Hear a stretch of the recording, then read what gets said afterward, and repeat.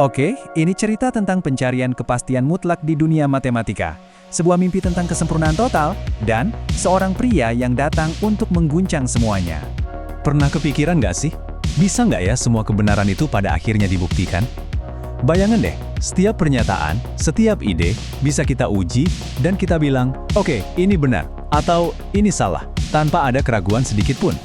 Nah, pertanyaan inilah yang ternyata memicu sebuah drama intelektual besar yang mengubah cara kita memandang pengetahuan. Jadi, di satu sisi, ada mimpinya David Hilbert, sebuah sistem logika yang sempurna, lengkap, tanpa kontradiksi sama sekali. Tapi di sisi lain, datanglah temuan Kurt Gödel, yang justru mengungkap kalau setiap sistem itu pasti punya batasan, bahkan semacam lubang yang nggak bisa dihindari di dalamnya.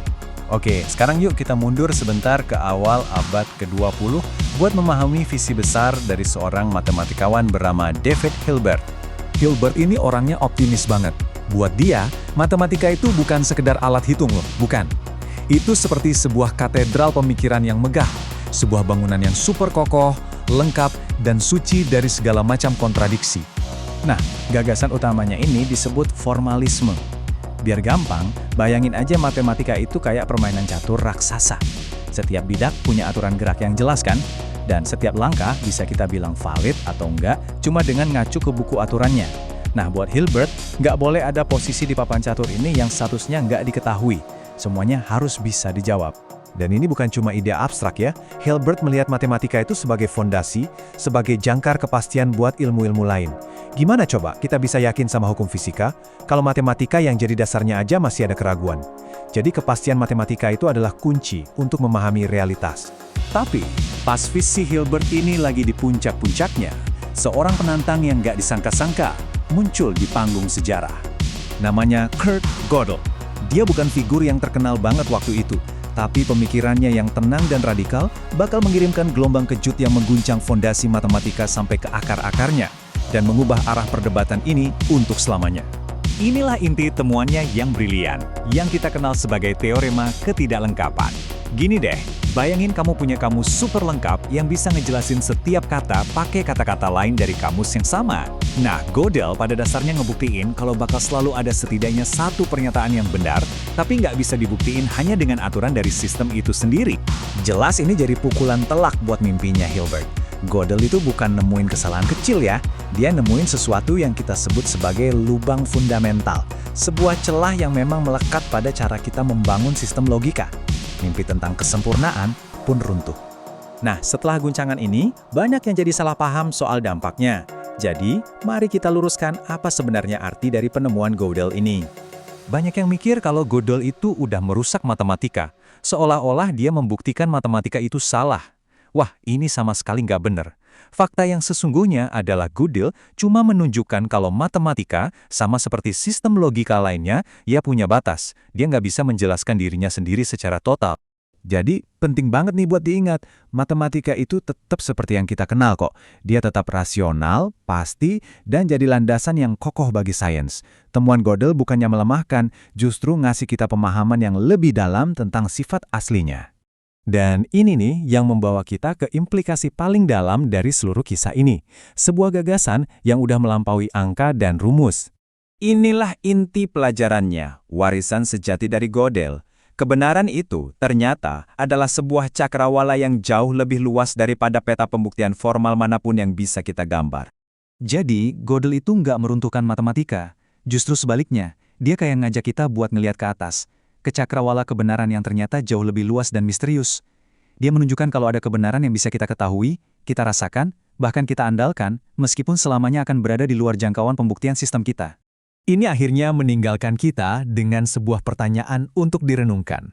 Kalau memang ada kebenaran yang gak akan pernah bisa dibuktikan, apa artinya itu bagi pencarian kita akan pengetahuan, kepastian, dan misteri alam semesta itu sendiri?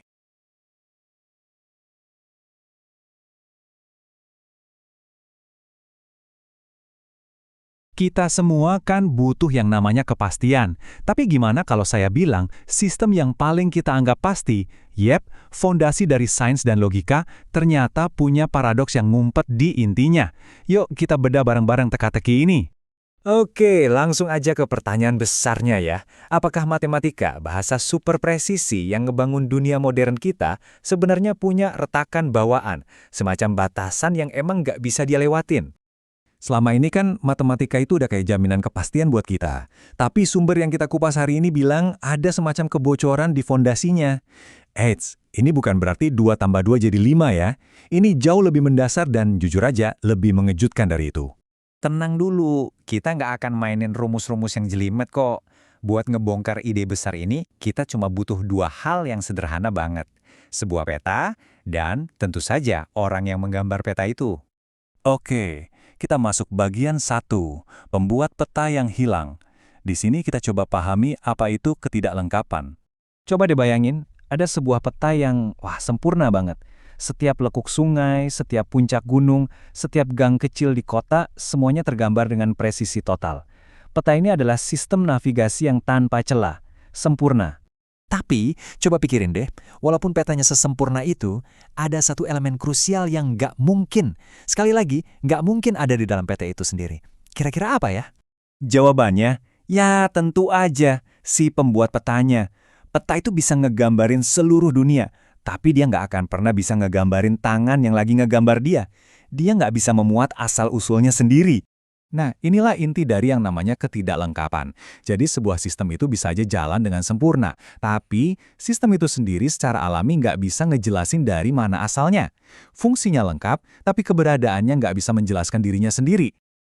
Oke, jadi biar makin kebayang, kita sambungin ya analoginya. Peta itu ibarat sistem relatif kita, ya contohnya matematika. Nah, si pembuat peta itu adalah sebab mutlak, sesuatu yang ada di luar sistem itu, yang nyiptain sistem itu. Nah, sekarang ayo kita bikin ceritanya jadi makin seru. Kita masuk bagian 2, menggambar sang pembuat. Disinilah sebuah kontradiksi bakal lahir. Jadi, apa yang terjadi kalau kita nekat? Gimana kalau kita coba paksa sesuatu yang mustahil, yaitu menggambar si pembuat peta di dalam peta yang lagi dia gambar saat itu juga? Nah, disinilah kita mentok sama logika. Tangan yang lagi megang pensil, kan nggak mungkin pada saat yang bersamaan jadi sebuah titik koordinat di atas kertas yang sama. Ya, masuk akal kan? Sumber kita ngejelasinnya keren banget. Bunyinya gini, kontradiksi muncul saat sistem relatif mencoba memuat sebab mutlak yang melampauinya. Gampangnya gini deh, bingkai foto nggak akan pernah bisa nampilin gambar bingkai itu sendiri di dalam foto yang sama. Dan inilah yang kita sebut sebuah paradoks. Sebuah putaran logika yang mustahil yang lahir pas kita maksa sebuah sistem buat ngelakuin sesuatu yang dari sananya emang nggak bisa dia lakuin. Terus apa artinya matematika itu rusak? Oh, tentu enggak. Justru ini membawa kita ke bagian terakhir. Alat bukan kebenaran. Mari kita lihat matematika dari kacamata yang semestinya. Oke, kita rekap sebentar ya, biar semua nyambung. Peta itu adalah sistem relatif kita. Pembuat peta adalah sebab mutlak di luarnya. Waktu peta ada tanpa si pembuat itu namanya ketidaklengkapan. Dan pas kita coba gambar si pembuat di dalam peta, kita dapat kontradiksi. Kelihatan kan benang merahnya? Jadi poin utamanya begini, matematika itu nggak rusak, sama sekali. Dia itu kayak palu yang sempurna. Masalahnya itu bukan di palunya, tapi kalau kita pakai palu buat muter baut, salah alat kan? Ini soal menggunakan alat yang pas untuk pekerjaan yang pas. Seperti yang ditekankan di sumber kita, matematika adalah bahasa untuk hal-hal yang relatif. Ia akan selalu gagal saat dipaksa untuk menjelaskan yang mutlak. Nah, kegagalan ini bukanlah kelemahan loh, justru ini jadi pengingat soal batasan dari sistem itu sendiri. Nah, ini ninggalin kita sama satu pertanyaan buat direnungkan. Coba deh pikirin, peta-peta apa lagi yang kita pakai setiap hari buat memahami dunia? Mungkin sains, hukum, atau bahkan seni? Dan siapa atau apa pembuat peta tak terlihat yang ada di luar bingkai mereka itu? Sesuatu untuk dipikirkan kan? Terima kasih sudah menyimak kupasan kali ini.